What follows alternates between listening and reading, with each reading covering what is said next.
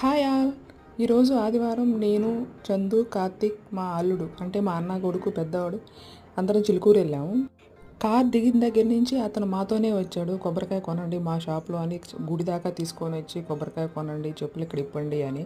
So తన దగ్గరే తీసుకున్నాము. టెంపుల్లో చాలా రష్ ఉంది. మేబీ సండే కావటం వల్ల అనుకుంటా. మాకు వెళ్ళిన దాకా తెలియదు. ఈరోజు చాలా మంచి రోజు అంట.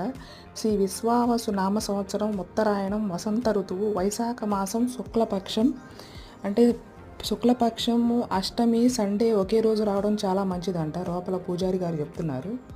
తెలియకుండానే మంచి రోజు టెంపుల్కి వెళ్ళామని చాలా ఆనందంగా అనిపించింది. లోపలికి వెళ్ళిన తర్వాత అంటే చిలుకూరు అంటే 11 ప్రదక్షిణలు చేసి కోరిక కోరుకున్న తర్వాత ఆ కోరిక తీరితే 108 చేస్తారని తెలుసు. కానీ ఇప్పుడు భక్తుల రద్దీ కొరకు ఒక ప్రదక్షిణ చేసి కోరిక కోరుకుంటే 11 ప్రదక్షిణలు చేయాలని మార్చారంట. మాకంతా దర్శనం ఒక 30 మినిట్స్లోనే కంప్లీట్ అయిపోయింది. బయటకు వచ్చేసాము. బయట శివుడి గుడి కూడా ఒకటి ఉంటుంది. అక్కడ దర్శనం చేసుకుంటుంటే మా పాప వీడియో తీసిందని ఫోన్ తీసుకున్నారు, మళ్ళీ ఇచ్చేశారు. మీరు ఈ వీడియోలో ఆ శివలింగ దర్శనం చేసుకోవచ్చు. బయట ఇంకేదో చిన్న షాపింగ్, ప్రసాదాలు, ఏదో క్లిప్పులు, ఇయర్ రింగ్స్ అవి చూసాము. ఇక్కడ గోమాతలో దర్శనం చేసుకొని ఒక్క సోడా బండి దగ్గరే 15 మినిట్స్ వెయిటింగ్ ఉంది. ఎండలో అందరూ ఎగబడుతున్నారు ఇక్కడ.